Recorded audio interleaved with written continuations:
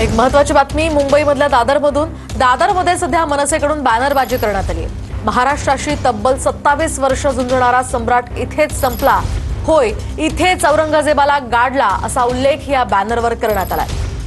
अधिकची माहिती आपण जाणून घेऊयात आमचे प्रतिनिधी निवृत्ती बाबर यांच्याकडून। निवृत्ती, काय सांगाल? मुंबईच्या दादरमध्ये मनसेकडून ही बॅनरबाजी करण्यात आली आणि ती आता चर्चेत आली आहे।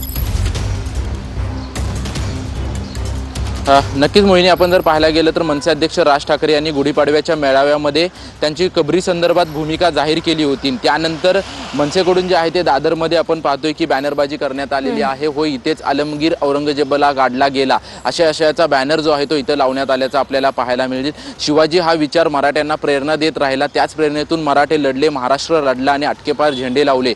दिल्ली जिंकली तो विचार आजही महाराष्ट्रालाच नव्हे तर भारताला प्रेरणा देत आहे असे आशय जो आहे तो बॅनरवरती असल्याचा पाहायला मिळतोय। छत्रपती शिवराय हेच महाराष्ट्राचे दैवत आहेत, त्यांच्या प्रेरणेतून महाराष्ट्र असे हजारो औरंगे हे असेच पचवत राहील असा आशय देखील बॅनरवरती असल्याचं आपल्याला पाहायला मिळतंय। गुढीपाडव्या मेळाव्यामध्ये राज ठाकरे यांनी ज्या पद्धतीने कबरी संदर्भात भूमिका जाहीर केली होती, त्यानंतर औरंगाबाद या संभाजीनगर या ठिकाणी देखील मनसेकडून बॅनरबाजी ठिकठिकाणी लावण्यात आली होती। त्यानंतर आपण पाहतोय की दादरमध्ये देखील बॅनरबाजी मनसेच्या वतीनं करण्यात आलेली आहे। खरं तर कबरीवरून भूमिका जाहीर करत असताना राज ठाकरेंनी सांगितलं होतं की कबरीच्या बाजूला अशाच आशयाचा बॅनर जो आहे तो लावण्यात यावा, सरकारच्या वतीने खरं तर लावण्यात यावा आणि औरंगजेबाला इथेच गाडला गेला असा आशय जो आहे तो त्या बॅनरवर असावा। परंतु तसाच बॅनर जो आहे तो मनसेकडून जो आहे तो दादरच्या परिसरामध्ये लावण्यात आल्याचं आपल्याला पाहायला मिळतंय। निवृत्ती, धन्यवाद दिलेल्या या सविस्तर माहितीसाठी।